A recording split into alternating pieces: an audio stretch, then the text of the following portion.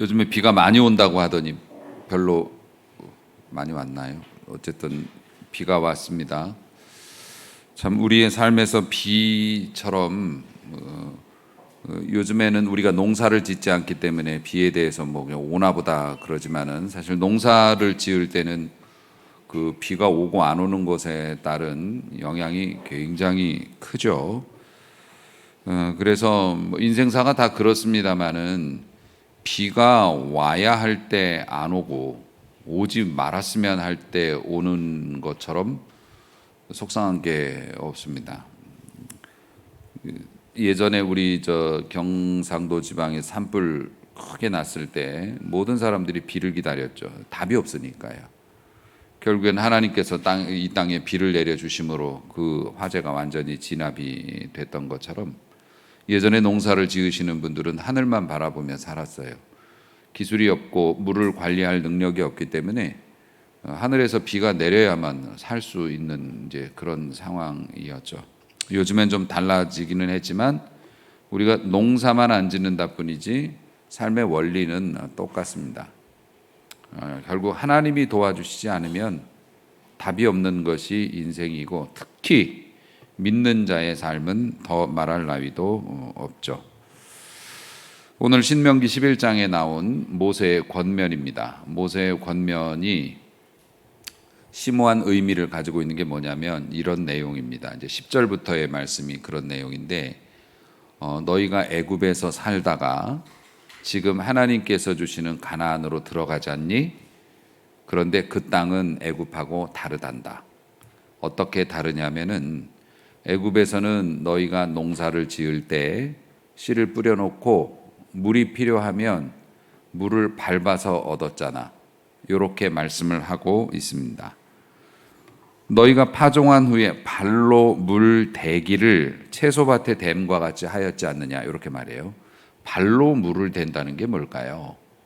원래 이집트라고 하는 나라는 나일강 때문에 생긴 나라입니다. 그리고 나일강에 그 퇴적물들이 위에서 해서 뭐 삼각주라고 하나요? 그런 비옥한 땅을 만들었고 거기에서 농사를 지면서 강가에서 농사를 지면서 그게 큰 강이기 때문에 예나 지금이나 큰 강이죠.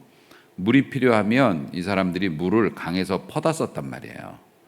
그런데 이제 퍼다 쓰는 게 수차라고 있죠.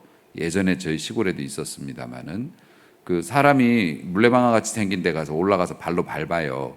그럼 이게 회전하면서 물을 여기서 이렇게 퍼서 올린단 말입니다. 이제 그렇게 해서 옛날 이집트 사람들이 머리가 좋았지 않습니까? 그 수차를 이용해서 물을 얻은 거예요. 물을 끌어다가 농사를 지었죠. 그러니까 이집트 사람들의 농사 방식은 뭐 비하고 별로 상관이 없어요. 왜냐하면 큰 물이 있기 때문에 필요하면 그 물을 그냥 퍼다 쓰면 되는 거예요. 다만 물이 필요하면 발로 밟아야 돼. 그러니까 자기 힘으로 물을 옮겨야 되는 거죠.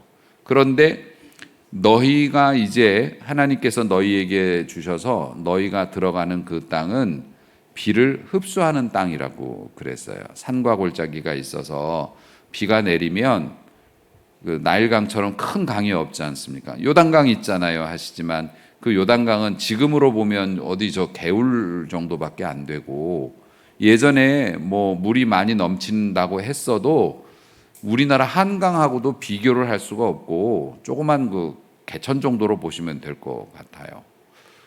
그러니까 그런 정도이기 때문에 이스라엘 전역에 그 강이 뭐 농사를 지을 수 있게 해준다? 그건 말이 안 되거든요. 결국에 그 땅은 하늘에서 내리는 비를 의지해야만 살 수 있는 땅이다. 그러니까 하나님께서 모세를 통해서 너희 옛날에는 물 걱정 안 하고 그냥 발로 밟으면 이렇게 되는 땅에서 살았지. 이제 들어갈 땅은 이제 물 없다. 하늘에서 하나님이 비를 내려 주셔야만 너희들이 농사를 지을 수 있는 땅이야. 그런데 걱정하지 마라. 하나님께서 이 땅을 귀히 여기시고 너희를 귀히 여기시니까 너희들에게 필요할 때 이른 비도 내려주시고 늦은 비도 내려주실 거야. 하나님께서 너희를 귀하게 여기시니까 필요한 거 채워주실 테니까 다만 중요한 건 하나님하고의 관계가 중요하다. 여러분 생각해 보세요. 예전에는 물이 필요하면 내가 밟아서 물을 끌어다 썼지 않습니까? 이제는 하나님이 그냥 내려주시는 거잖아요. 내려주시는 거지 않습니까? 옛날에 우리가 물을 길어다 먹던 거하고 수도꼭지 틀면 물 나오는 거하고 똑같은 원리입니다. 이전보다 훨씬 더 좋아졌지. 단 하나님이 주셔야만 받을 수 있는 거죠. 이게 계속 물 밟기를 안 해도 되니까. 이 땅은 그러한 땅이기 때문에 너희들이 이 땅에서 살아가는 동안에 하나님 앞에서 온전하게 살기만 하면 먹고 사는 걱정하지 마. 이전보다 훨씬 더 좋은 거, 너희들이 원하는 걸 다 얻을 수 있다. 그러니까 제발 이 땅에 들어가서는 하나님의 뜻을 잘 따르면서 살아라. 이게 모세를 통해서 하나님이 주신 메시지이고요. 이게 이제 영적으로 보면 뭡니까? 이스라엘 백성이 애굽에서 그 이집트의 파라오에게 막 핍박당하면서 살던 때가 우리가 구원받기 이전이잖아요. 그래서 화려한 나라에서 종살이 하는 거예요. 세상은 화려한데 우리는 종이라고요. 죄의 종이 되고 물질의 노예가 돼서 그냥 그렇게 살았습니다. 그런데 하나님께서 모세를 통해서 구원의 역사를 일으키셨죠. 그 구원의 역사는 우리가 영원히 구원을 받은 것을 의미해요. 그래서 여러분들이 지금 이 교회에 나와 앉아 있지 않습니까? 여러분이 신앙생활을 하고 있잖아요. 신앙생활을 하는 것을 가나안 땅에 들어간 걸로 비유를 합니다. 그러니까 하나님께서 오늘 여러분들에게 똑같은 말씀을 하시는 거예요. 이제 모세가 아니고 제가 전달을 해드리는 거죠. 여러분들은 신앙인이 되었으니까 옛날에는 먹고 사는 문제나 이런 것들은 다 여러분이 알아서 해야 돼요. 그냥 열심히 노력해서 돈 벌고 그거 나눠 먹고 떨어지면 굶어 죽든지 아니면 병 걸려 죽든지 그냥 그렇게 인생 살면 돼요. 그런데 하나님께서 여러분을 구원시켜 주셨어요. 그리고 여러분을 은혜의 땅으로 이끌어 주셨어요. 이제는 여러분들이 사는 방식이 예수 믿기 전과 달라야 돼요. 이제는 달라야 살 수 있어요. 왜냐하면 이 세상은 비를 흡수하는 세상이기 때문에 그래요. 여러분들이 아무리 노력하고 아무리 애쓴다고 해도 여러분 세상 공평합니까? 공평하지 않아요. 이게 세상은 공평하지 않아요. 일단은 태어난 것부터 공평하지가 않아요. 얼굴 잘생기고 용모가 뛰어나고 키가 크고 뭐 이런 우월한 것들 가지고 있으면 인생 사는 게 진짜 편안합디다. 그렇게 보입디다. 저는 얼굴이 못생기거나 아니면 키가 너무 작거나 그러면 저는 장애자 주차 구역에 차 댈 수 있게 해줘야 된다고 생각해요. 그런 거라도 혜택을 봐야 될 거 아니에요. 그 사람들이 죄를 지어서 키가 작나요? 죄를 지어서 얼굴이 못생겼나요? 못생겼다고 말하면 안 되지. 조화롭지 못한가요? 그분들도 태어나 보니까 그런 거예요. 그러면 막 너무 멋있게 생기고 이름만 들어도 은혜스러운 차은우 같은 사람은 그가 노력해서 그 몸을 가지고 여성분들 너무 흐뭇한 미소 짓는 거 아니에요? 예수님 말할 때는 뭐 신경도 안 쓰더니. 어쨌든 막 그런 사람들이 말하면 다 믿어지고 막 너무 진짜 은혜스럽잖아요. 그럼 그 사람은 자기가 노력해서 그거 얻었냐고. 태어나 보니까 그렇게 된 거예요. 사실 인생은 태어나는 것부터가 공평하진 않습니다. 그리고 여러분 열심히 노력하면 성공한다고 하던가요? 그러면 뭐 실패한 사람은 열심히 안 해서 실패했습니까? 그런 것도 아니에요. 여러분 물론 뭐 티끌모아 태산이고 열심히 노력하는 거 노력은 배신하지 않는다고 얘기하지만 솔직히 우리도 인생 살아보면 뭡니까? 공평하지 않은 게 인생이고 오히려 악을 행하거나 다른 사람 막 등쳐먹고 사는 사람들이 훨씬 더 잘 사는 것처럼 보이기도 하고요. 여러분 우리의 삶에서 중요한 것들을 결정짓는 그 많은 요소들이 우리가 노력한 만큼의 충분한 정당한 대가를 받고 되는 게 아니란 말이죠.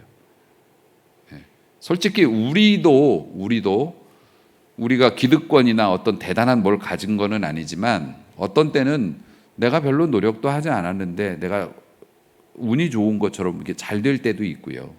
또 어떤 때는 그렇게 애쓰고 노력하고 진짜 이거는 꼭 필요한 것이기도 하고 기도도 열심히 했고 잘 되겠지 했는데 허망하게 안 돼 버린 것도 있고, 그게 인생이더라는 거죠. 그래요. 안 믿는 사람은 내 인생에 내가 저주받았나 보다, 내가 무슨 내 팔자에 무슨 이런 게 있냐, 이렇게 원망하고 그냥 풀고 끝내면 되지만, 우리 믿는 사람은 더 복잡해요. 나는 심지어 하나님을 믿고 기도까지 했는데 왜 공평하지 못하게 내가 열심히 노력한 것들이 결실을 맺지 못할까? 사람들은 안 된 것만 생각하거든요. 된 건 당연하다고 생각하고. 그러니까 우리는 항상 그런 피해의식을 갖고 살아간단 말이죠. 인생은 공평하지 않아요, 여러분. 사실 우리가 영적인 시각으로 보면 우리가 로또 당첨되기 원하잖아요. 로또가 당첨이 안 되는 이유가 뭐냐면 확률이 굉장히 희박하기 때문에 그래요. 경쟁률이 엄청나니까 그렇단 말이죠. 근데 사실 로또에 당첨되는 확률보다 사람이 세상에 태어나는 확률이 더 높다는 거, 더 희귀하다는 거 아십니까? 우리 인간도 인간이 조성될 때 경쟁이 붙잖아요. 그런 게 있습니다. 그런 경쟁이 로또가 당첨되는 확률보다도 훨씬 더 희박한 확률 속에서 우리가 조성되어졌고, 우리가 이 땅에서 살아가면서 이제 상당 많은 분들이 배우자가 있지 않습니까? 남자와 여자가 각기 다른 곳에서 태어나 다른 삶을 살다가 서로가 서로를 알아보고 그렇게 하늘의 별같이 수많은 사람들 중에 서로가 서로를 알아보고, 이선희 씨가 그런 얘기도 했어요. 했는데 그렇게 인연으로 돼서 부부가 되고 자식을 낳고 살아가는 게 복권 당첨보다 훨씬 더 어려운 확률이에요. 물론 그런 복권은 당첨되고 싶지 않습니다라고 하시는 분도 있을 수 있겠지만, 어쨌든 근데 우리가 살아가면서 누리고 있는 것들이 굉장히 귀하고 희박한 확률로 우리에게 주어지는 것들이 많은데 우리는 그걸 당연시 여기면서 사는 건 있기는 해요. 그리고 우리가 딱 원하는 거 그거 하나가 안 된다고 속상해하면서 살아가는 게 인간의 모습이긴 한데, 어쨌든 이 세상은 비를 흡수하는 세상이에요. 공평하게 보이지도 않고, 그리고 곳곳에 어려움이 도사리고 있고, 뭔가 좀 되는가 싶으면 금방 없어져 버리고, 비를 흡수하는 세상이 실감이 안 가세요? 여러분 회사 다니시는 분들 월급 통장으로 받잖아요. 월급이 통장에 머물러 고여 있습니까? 비를 흡수하는 세상이라니까. 통장에서 이리 빠져나가고 저리 빠져나가고 쫄딱 없어져 버리지 않습니까? 인생이 그렇더라는 거죠.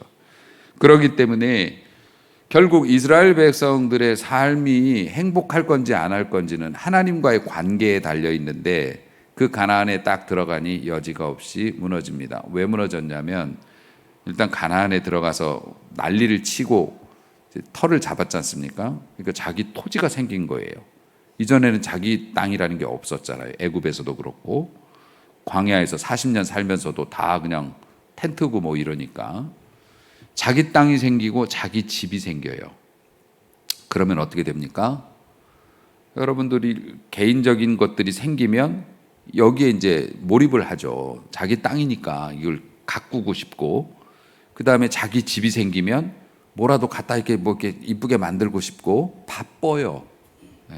그런데 삶은 녹록하지가 않아요. 왜냐하면은 오랜 전쟁을 통해서 7년 이상의 전쟁을 통해서 그걸 얻은 것이기 때문에 엉망이죠. 전쟁이 휩쓸고 지나간 자리이니까 모든 게 정상이 아니잖아요. 그러니까 사는 게 곤고한데 열심히 살아요. 근데 사는 건 팍팍해. 그런데 내가 아는 사람, 원래부터 가나안 땅에 살고 있던 사람과 장사 같은 거 하면서도 이렇게 서로 소통하면서 그 집에 가보니까 너무 좋은 거예요, 집이.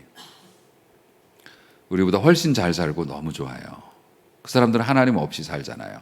근데 이렇게 보니까 저기에 불상이 하나 있는 거예요. 지금 편의상 불상이라고 말했지만 그럼 바알 신상, 아세라 신상 이런 것들을 나무로 깎아가지고 각 집에다가 신당을 차려놓고 모신단 말입니다. 이 사람들이. 그런데 하나님 섬기는 사람들은 어떻습니까? 예나 지금이나 하나님은 눈에 보이는 형상, 나를 유추할 수 있는 형상을 만들지 마라. 그게 하나님의 첫 번째 계명이기 때문에 지금 우리 개신교도 종교개혁 이후에 천주교에서는 여러 가지 형상과 무슨 뭐 그런 걸 만들어 놓지만 개신교 교회는 그런 것조차도 없고 저희 교단처럼 또 고신교단이나 이렇게 더 근본적인 신앙관을 가지고 있는 뒤에 십자가도 막 없애려고 하잖아요. 십자가한테 가서 빈다고. 우리 하나님이 하시는 일의 일부인데 뭐 이럴 정도니까 하나님은 눈에 보이지도 않지. 그리고 눈에 보이는 뭐 믿고 좀 빌어볼 만한 의지할 만한 거를 찾는데 그것도 못 만들게 하지. 그런데 옆집에 가보니까 또 다른 사람 집에 가보니까 뭐 너무 멋있게 해놓은 거예요. 그리고 막 아침 저녁 거기다 빌고 뭘 차려놓고 그리고 결정적으로 우리보다 잘 살아. 그 사람들은 거기에서 오랜 세월 기반 잡고 살아온 사람들이니까 잘 살겠죠. 잘 살아. 그러니까 이 사람들이 부러운 겁니다. 그래서 분양을 받아와요. 신들도 분양받아 옵니다. 팔아요. 신상으로 이렇게 팔아요. 그럼 그걸 갖다가 자기네 집에다가 갖다 놓습니다. 그런데 이 사람들이 하나님을 배반하고 바알을 섬기는 게 아니에요. 그냥 하나님을 섬기는데 바알도 있으면 좋을 것 같아. 그래서 그냥 갖다 놓은 거예요. 하나님께서 제일 싫어하는 게 혼합주의죠. 차라리 안 섬길 거면 안 섬긴다고 말해. 섬길 거면 제대로 섬기고. 그런데 이스라엘 백성들은 종교적인 그런 자기네 관습이나 이런 건 다 따르면서 우상을 집에다 들여놓았다는 말입니다. 그러면 어떻게 됩니까? 혼합주의 신앙을 가지게 돼요. 그리고 이 사람들이 자기 소유가 생기니까 바빠요. 그래서 제사 지냅시다. 우리로 말하면 뭐 주일이니까 예배 드립시다. 뭐 예배 있습니다. 모입시다. 그러면 나는 이번에도 밭을 지금 빨리 안 하면은 또 뭐 안 돼가지고서 해야 되고 난 짐승들 이거 먹이줘야 되는데 바빠갖고 못 나가고 집에 사람이 없어 못 나가고 그 옛날 지금이나 우리도 똑같이 그런 얘기 하잖아요. 사업이 바쁘고 무슨 뭐 볼 일이 있고 무슨 뭐 어디 뭐 이래가지고서 주님께서 정하신 마땅히 우리가 의무적으로 교회에 들어올 때 세례 받을 때 집사 받을 때 다 손들고 맹세했던 그런 것들을 안 지킨단 말이에요.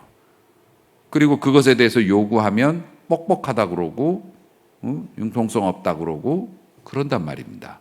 이스라엘 백성들이 그렇게 금방 부패했다는 겁니다. 어디 이스라엘 백성만 그런가요? 우리는 안 그런가요? 하나님을 버린 거 아니지 않습니까? 하나님을 버린 거는 아닌데 세상에 나가면 세상의 법칙에 무서워가지고 그걸 따라가요. 마치 동네에서 보면 언니 오빠들 막 골목에서 뛰노는데 따라다니는 애들이 있어요. 아직 어려가지고 언니 오빠들한테 끼지는 못해요. 그런데 같이 놀고는 싶은 거고, 그러니까는 일단 놓치면 안 되잖아요. 언니 오빠들이 막 이리 뛰면 같이 뛰어가는 거예요. 아무것도 모르고 왜 뛰는지도 몰라. 혼자 있으면 안 될 것 같으니까 막 같이 끼어보려고 막 어쩌면 그리스도인이 세상을 그렇게 사는지도 몰라요. 하나님의 백성인데요. 하나님의 방법대로 살면 하나님께서 이른 비와 늦은 비의 은혜를 주시는데요. 그런데 그게 안 믿겨지니까 세상의 언니 오빠들이 돈 많이 벌었다는 사람들이 아이들을 좋은 학교 보냈다는 사람들이 이리 뛰면 나도 뛰고 저리 뛰면 나도 뛰고 그리고 고단해가지고서 그런 데 나가서 돈 번다고 힘 다 빼고 주님의 날 모이자고 하면 이번은 빠지면 안 돼 이제 이러고 이러니까 하나님께서 얼마나 마음이 불편하시겠어요. 여러분 그 엘리야 선지자가 활동하던 시대에 북이스라엘을 다스리던 아합이라고 하는 왕이 있었습니다. 아합이라고 하는 왕이 있었는데 이 왕이 이게 믿음도 없고 성격이 좀 그렇게 타락한 왕이다 보니까 배우자도 그런 사람을 골라왔어요. 그래서 이세벨이라고 하는 그냥 외모만 보고 데려온 거예요. 그런데 이방인이었을 뿐만 아니라 이방 종교에 심취가 된 여자였습니다. 그래가지고 그 여자가 이게 이스라엘, 북이스라엘도 어쨌든 이스라엘이지 않습니까? 와가지고서 나라를 다 뒤집었어요. 남편을 막 손에 쥐고 흔들어가지고 나봇이라는 사람이 포도원을 갖고 있는데 왕궁 바로 앞에 있단 말이죠. 그거 갖고 싶었다고요, 아합이. 그래서 이 포도원 나한테 팔아라. 내가 여기다가 좀 개인 정원을 만들고 싶다. 그랬더니 이스라엘에서는 그거 말도 안 되거든요. 하나님께서 우리 부모에게 물려주신 이 땅은 팔 수 없는 거 아시지 않습니까? 아무리 비싸게 줘도 안 팝니다. 막 속상하니까 이세벨이 그 얘기를 듣다가 요즘 뭐 근심 있어요? 아, 나 솔직히 저 땅 갖고 싶은데 제가 안 판대. 이해는 하는데 너무 갖고 싶어. 이러니까 그걸 당신 임금 맞아요? 그걸 고민이라고 하고 있어요? 그래가지고 깡패들을 동원해가지고 신성모독으로 엮어버리죠. 저 나봇이라는 사람이 천하의 하나님을 모욕하고 이런 식으로 거짓 증인을 내세워가지고 그 사람 죽여버렸어요. 그리고 그 포도원을 갖게 만들었어요. 그러니까 이런 식으로 세상을 사니까 하나님께서 진노하셔서 엘리야 선지자를 통해서 이 땅에 너 때문에 비가 안 온다. 3년 반을 비가 안 왔습니다. 지금 이런 초현대 시대에도 몇 개월만 비가 안 와도 세상이 난리가 나는 판에 하늘에서 비 내리는 것만으로 먹고 살아야 되는 사람들에게 3년 반, 이거 되게 중요한 겁니다. 부모님들 신앙생활 잘 하셔야 돼요. 그래야 자식들이 안 굶습니다. 여러분, 이스라엘 백성들은 물론 자기들이 잘못한 것도 있지만 지도자가 그 모양 그 꼴이니까 지도자 때문에 이 백성들이 죽어나갔다고요. 그러니까 여러분, 부모로서 사명 잘 감당하시려면 하나님과의 관계가 좋아야 합니다. 왜 그런 줄 아십니까? 나중에 엘리야가 그 갈멜산에서 막 거짓 선지자들하고 대결을 벌이고 막 난리를 치고 하나님께서 승리하게 하셔서 거짓 선지자들을 싹 정리하고 그리고 나서 백성들한테 막 소리를 지릅니다. 너희들이 어느 때까지 바알과 하나님 사이에서 오락가락 하려고 그러느냐. 엘리야 선지자가 그래요. 여호와가 하나님이라고 생각하면 그를 따르고 바알이 하나님이라면 바알을 따라가라. 왜 하나님 절반, 바알 절반 해가지고 여기서 왔다 갔다 이러고 있느냐. 엘리야가 그렇게 백성들한테 소리를 질렀고요. 예레미야 선지자도 이렇게 말씀했습니다. 너희의 허물이, 그러니까 우리가 소홀히 여기는 하나님에 대해서 이제 소홀히 여기면 허물이라고 얘기하죠. 너희의 허물이 하나님의 축복을 물리쳤다고. 아니, 적을 물리쳐야 되는 거 아니에요? 왜 우리에게 오는 축복을 물리치냐고. 하나님께서 우리에게 축복을 주셨는데 우리가 그걸 물리쳤어요. 뭘로요? 우리의 허물로 물리쳤다 합니다. 우리가 하나님 앞에서 믿음 없이 내뱉은 말들, 우리가 하나님 앞에서 게으름 부렸던 것들, 이런 것들은 허물이에요. 그러니까 우리가 부족해서 그런 거예요. 저는 그걸 허물이라고 얘기해요. 죄하고는 좀 결이 다르죠. 죄는 작심하고 하나님 앞에서. 하나님이 분명히 이쪽 가라 하는 걸 알고 이쪽을 가야 나도 살고 하나님도 살고 너도 살고 그러는데 일부러 등을 졌어요. 왜냐하면 지금 여기서 등을 지면 많은 돈을 벌 수 있거든요. 혹은 그 사람을 만날 수 있거든요. 이런 것 때문에 그렇게 스스로 다 알면서도 등을 돌린 건 죄라고 해요. 그리고 우리가 게으르거나 우리가 지혜롭지 못해서 그래서 그냥 조금씩 막 이러는 것들은 그냥 허물이라고도 편의상 그렇게 사실은 다 같은 죄인데 범칙과 범죄라고도 얘기를 하죠. 너희의 허물이 하나님의 축복을 물리쳤고 너희의 죄가 너희에게 오고 있는 좋은 것을 막았다. 예레미야 선지자가 그렇게 영적인 안경을 쓰고 보면 그렇게 보이는 거죠. 하나님의 손이 짧아서 너희를 구원 못함이냐? 하나님께서 자본이 부족해갖고 너희에게 축복을 돈을 못 주시는 거냐? 하나님께서 가지신 물질이 딸려가지고 못 주시는 거냐? 아니다 이거예요. 하나님께서 너희에게 보내주셨는데 너희의 허물과 죄가 너희에게 오는 그걸 다 돌려보냈다고. 하나님 탓하지 말라고 말씀하시는 겁니다. 여러분, 지금도 바알 숭배 사람들 사이에서 만연해요. 바알 숭배는 물질의 신과 쾌락의 신입니다. 여러분, 우리는 집에다가 나무로 만든 뭐 불상이나 이런 걸 갖다 놓지는 않죠. 하지만 불상은 아니지만 집에다가 우상으로 모셔놓는 것들 많이 있잖아요. 7번 아이언, 뭐 우드 드라이버, 골프채 다 모셔놓고 그것이 잡히면 주일이든 뭐든 무조건 라운딩은 나가는 거죠. 우리의 삶에서 우상들이 얼마나 많습니까? 우리가 소중하게 여기고 귀히 여겨서 하나님도 가족도 양심도 아쉽지만 머뭇거리면서 내려놓게 만드는 우상들이 얼마나 많이 있습니까? 여러분, 하나님의 은혜는 출애굽만으로 끝나는 게 아니에요. 우리가 구원받고 뭐 그러는 데만 하나님의 은혜가 필요한 게 아니라 날마다 숨쉬는 모든 순간에 하나님의 은혜가 없으면 안 되는 거라고요. 그럼에도 불구하고 죽지 말라고 은혜를 보내주셔서 오늘 우리가 살고는 있는데 살기만 하면 단가요? 잘 살아야죠. 잘 살기만 하면 단가요? 내 자식들한테도 그거 물려줘야죠. 똑같이 잘 살게 해야죠. 우리보다 더 잘 살아야죠. 그러려면 하나님의 은혜가 필요한데 그 은혜를 우리가 스스로 돌려보내면서 하나님만 원망하고 있지는 않은가? 오늘 돌아보라는 말씀입니다. 제가 가끔 그런 말씀 드려요. 우리가 죽으면 천국에 가가지고 천국에 우리를 위해 지어진 집들이 있고 그 지어진 집들이 이 땅에서 우리가 행한 일에 따라서 건축 자재가 달라진다고 뭐 옛날에 부흥사 분들이 그런 얘기 많이 하시죠. 이해가 바로 되잖아요.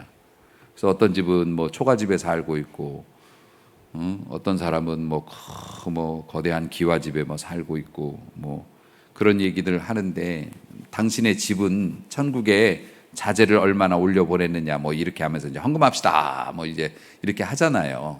그렇게 하는데 놀랍게도 틀린 얘기가 아니에요. 여러분, 제가 일부 예배 때도 그런 말씀 드립니다만 어제 저녁에 우리 이제 애들하고 좀 늦은 시간까지 이렇게 대화를 막 했습니다. 대화를 하면서 엄마 아빠가 너희들 잘 되는 거 있으면 엄마 아빠 기도 때문에 그런 줄 알아라. 엄마 아빠가 어떻게 기도하는 줄 아느냐.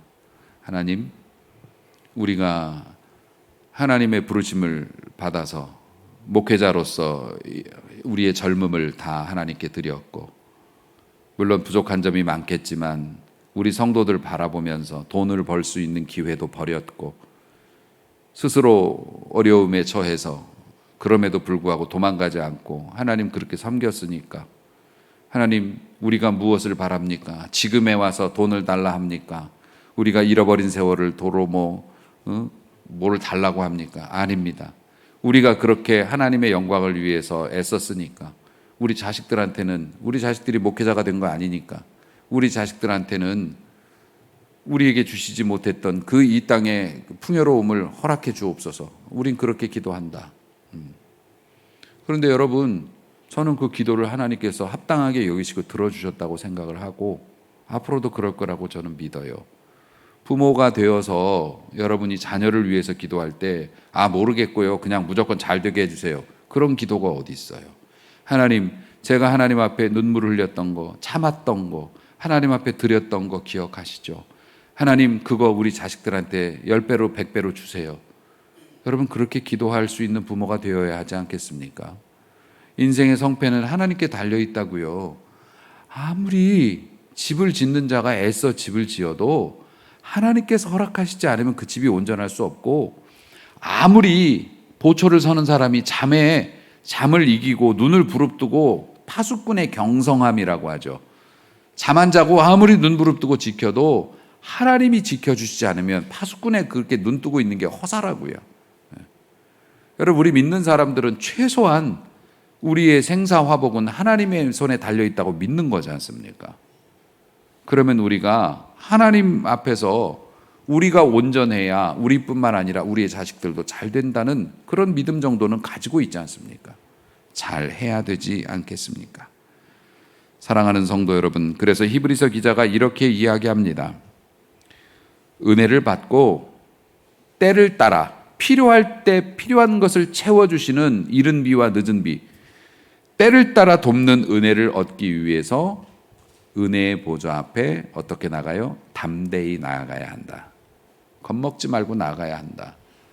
무섭더라도 손해볼 것 같아도 믿음으로 그 은혜의 보좌 앞에 나아가야 한다. 사랑하는 성도 여러분, 인간은 하나님을 의지하지 않고는 온전할 수 없게 창조되어졌어요. 그렇기 때문에 우리가 하나님 앞에서 우리의 마음가짐을 새롭게 해야 한다는 겁니다. 여러분, 하나님의 말씀을 어떤 자세로 대하십니까? 여러분, 말씀을 가볍게 여기고 함부로 대하지는 않습니까? 만약에 그렇다면 여러분, 마음을 좀 바꾸시면 좋을 것 같습니다. 왜냐하면 하나님은 말씀을 중요시 여기는 사람, 말씀을 무겁게 받아들이는 사람을 하나님께서도 중요한 사람이라고 보신다. 그렇기 때문에 중요한 사람에겐 좋은 것을 주시는 거죠. 그래서 여러분, 하나님 축복받는 게 참 쉬워요. 여러분, 사랑도 마찬가지인데, 율법과 은혜도 마찬가지인데, 불교 같은 데서는 미션이라는 게 있습니다. 뭐 면벽, 그러니까 벽만 바라보고 몇 년을 버티는 거예요. 일상과 차단. 스스로 동굴이나 아니면 높은 데, 사람들이 도달하기 어려운 데 갖고 혼자 버티기로 들어가는 거죠. 그러면 사람들이 엄청 추앙하고 존경합니다. 그런데 우리 기독교는 뭐가 달라요? 그런데 면벽하고 있으면, 저도 기도원에 올라가서 금식기도 좀 해봤는데 하나님께서 말씀하시는 건 뭐하냐? 지금 내려가서 네가 해야 될 일을 해라. 너의 뜻은 충분히 알아들었으니까 여기서 밥 안 먹고 떼쓴다고 될 일이 아니잖니. 정한 때에 내가 아름답게 할 테니 순간순간 내가 지시하는 것들을 잘 들을 수 있도록 내게 귀를 기울이고 너의 삶을 살아라. 하나님께서는 일관되게 그렇게 말씀하셨는데 저는 그래도 안 내려왔어요. 왜요? 너무 일찍 내려가면 성도들이 목사님 배고파서 내려왔나 보다 하고 시험 드니까 전 솔직히 성도님들 눈이 무서워서 안 내려왔다니까요. 기도응답은 첫째 날이나 둘째 날 항상 받았어요. 일주일 금식하면. 예. 그러면 알았으니까 너도 애썼고 내가 너에게 평안을 주노라. 걱정하지 말고 네가 할 수 있는 일을 내려가서 해라. 하나님, 지금은 안 돼요. 예. 지금 내려가면 우리 성도님들이 목사님 배고파서 쫄려가지고서 중간에 중도 포기했구나 그러기 때문에 저는 밥도 먹을 수 없고 일단 여기서 버텨야 됩니다. 죄송합니다. 그리고 버틴 게 뭔지 아세요? 여러분들 새벽 기도를 하거나 또 우리 그 기도할 때 트는 우리 교회 그 시그니처 음악이 있습니다. 그거를 일주일 동안 기도하면서 수집해가지고서 편곡을 한 거예요. 예, 그거를 써먹고 있는데, 여러분, 하나님의 복 받는 게, 응답 받는 게 그렇게 어려운 게 아닙니다. 여러분의 말씀에 대한 태도를 조금만 바꿔보세요. 불교에서는 3000배를 하라고 합니다.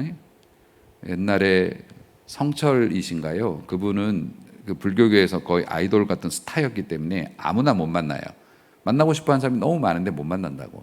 그 사람을 만나려면 3000배를 한번 만나줬어요.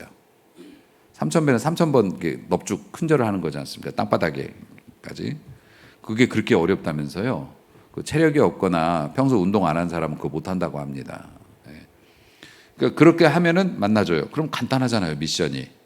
우리가 하나님의 복을 받을 때 얼마를 헌금해야 된다든지, 교회를 뭐 성경을 몇 번 읽어야 된다든지, 이게 보상이 확실하면 사실 할 수 있죠. 그런데 너무 애매한 거예요. 사랑이라고 하는 것이 애매하듯이. 있기는 한데 뭘 해야 될지를 모르는 것이 사랑인데. 그러니까 여러분, 하나님을 섬기는데 하나님의 복을 받기 위해서 3000배가 필요하다면 오히려 쉬울 거예요. 어렵기도 하겠지만. 근데 여러분, 하나님의 복을 받는데 3000배를 하실 필요가 없다는 말입니다. 하나님의 축복을 받고 하나님의 도우심을 입기 위해서 우리가 집을 떠나야 할 이유도 없고 우리의 전 재산을 드려야 할 이유도 없다고요. 이렇게까지 커트라인을 낮춰 놓으셨는데 그래도 축복 못 받으면 참 그런 거죠. 여러분, 하나님은 늘 그렇게 여러분을 대하십니다. 쟤는 이만큼 했는데 넌 왜 그만큼 못했어가 아니라고요. 초신자는 초신자에 맞는 분량이 있고 중직자는 중직자에 맞는 분량이 있어요. 목회자는 목회자에 맞는 분량이 있겠죠. 거기에서 조금 더 나아가려고 하는 그 모습이 이런 거라고요. 여러분, 레미콘 트럭 있지 않습니까? 트럭에 큰 레미콘 콘크리트를 싣고 다니죠. 그리고 그 콘크리트는 공장에서 생산된 지 몇 시간이 지나면 못 써요. 굳어버려 가지고. 그래서 레미콘이 그게 빙글빙글 계속 도는 거예요. 섞어주느라고, 굳지 말라고. 미국에 우리나라처럼 이런 콘크리트 주택이 없고 목조 주택이 많은 이유가 그래서 그래요. 미국은 땅이 워낙 넓어서 레미콘 공장이 있어도 거기서 목적지까지 5시간, 6시간 차 타고 못 간단 말입니다. 굳어버리니까. 그래서 목조 주택이 대부분인 거예요. 그러니까 그 레미콘 오면 얼마나 무겁고 다 돌덩어리 아닙니까? 그 액체로 된 돌덩어리라고 봐야 되죠. 근데 레미콘의 밑에 보면 이렇게 미끄럼틀 같이 생긴 게 있어요. 눈여겨보셨으면 아셨겠지만 그건 사람이 이렇게 손으로 움직입니다. 그래서 이쪽 방향으로 하면 여기다 들고 저쪽 방향으로 하면 여기다 들고. 하나님의 축복이 그런 거예요. 축복은 누가 주셔요? 애굽에서처럼 우리가 발로 밟아갖고 얻는 게 아니에요. 하나님의 축복은 은혜로 우리에게 주시는 거예요. 우리가 하는 일은 뭡니까? 그 축복을 적재적소에 잘 우리 손으로 할 수 있는 거를 하는 겁니다. 하나님의 말씀을 존중한다는 게 뭡니까? 하나님께서 우리에게 오늘 말씀을 통해서도 깨닫게 해주시면, 맞아, 목사님이 말씀하시는 거 들어보니까 내가 좀 그런 면이 있었네. 앞으로는 주의를 지키는 일이라든지 하나님 앞에 예배하는 태도라든지 아니면 헌금을 내가 하나님 앞에 드리는 거라든지 내가 잘못된 거를 좀 고쳐봐야 되겠다. 이것만 해도 이 방향이 바뀌는 거예요. 하나님의 축복은 또 그런 게 있습니다. 시간 제한이 있어요. 시기성이 되게 중요하단 말입니다. 그렇기 때문에 오늘 결단하고 오늘 하나님의 은혜를 받는 겁니다. 그러면 하나님께서 거기서 눈을 밝혀주셔서 더 좋은 것을 발견할 수 있게 해줘. 축복은 그렇게 받는 거라고요. 그러니까 나는 3,000배를 못해서 못해요. 나는 많은 것을 기부할 수 없어서 못해요. 그런 말씀은 하나님 앞에서는 통하지 않는 얘기다. 세상은 비를 흡수하는 땅이기는 하나 하나님께서 이른 비와 늦은 비, 이른 비라는 게 뭡니까? 늦은 비라는 게 뭡니까? 벌써 비가 오네? 이게 이른 비고, 이제 비 안 올 줄 알았는데 또 비가 오네? 이게 늦은 비예요. 그 얘기는 뭡니까? 여러분의 상식을 뛰어넘는 하나님의 선물. 와, 이것까지 챙겨주시네? 이만큼도 챙겨주시네? 내가 이렇게까지 기대 안 했는데 이렇게 주시네? 이게 이른 비의 은혜고, 내가 하나님 앞에 한 것도 없고 내가 감히 바라지도 못했는데 하나님이 이걸 도와주시네? 이게 늦은 비의 은혜고. 어떻게 받는다고요? 하나님의 말씀을 존중하는 자들이 받는다는 거예요. 그래서 신명기에서 모세가 백성들에게 그런 얘기를 합니다. 그러므로 너희는 이 말을 너희의 마음과 뜻에 새기고 혹시 잊어버릴지 모르니까 하나님의 말씀을 손목에 써가지고 묶어갖고 다녀라. 시계 차는 것처럼 묶어갖고 다니고 혹시 모르니까 이마에다가 함에다 넣어가지고서 머리에다 달고 댕겨라. 하나님의 말씀만 잘 따르면 너네 산다. 그래서 그런 말씀을 주신 거라고요. 오늘 우리는 이스라엘 사람도 아니고 오늘은 문명화된 이런 시대라고 하지만 여러분, 우리는 과학기술이 발달된 시대를 살고 있는 거지 인간의 지성과 인간의 심성이 문명화된 건 아니에요. 오히려 퇴화됐을 수도 있죠. 옛날 사람들이 훨씬 더 똑똑했습니다. 훨씬 더 지성적이었고 깊은 영성을 가지고 있었어요. 여러분, 오늘도 똑같습니다. 하나님의 말씀을 좀 무겁게 받아들이십시오. 그리고 여러분이 할 수 있는 만큼 하나님의 말씀에 반응하십시오. 오늘도 하나님께서는 비를 흡수하는 이 불공평해 보이는 세상에서 여러분과 여러분의 자녀들이 살아갈 수 있도록 이른 비와 늦은 비를 꼬박꼬박 챙겨 주실 거고, 결국 여러분은 젖과 꿀이 흐르는 땅에서 아름답게 살아가게 될 줄로 믿습니다. 그 믿음으로 승리하시길 주의 이름으로 축복합니다.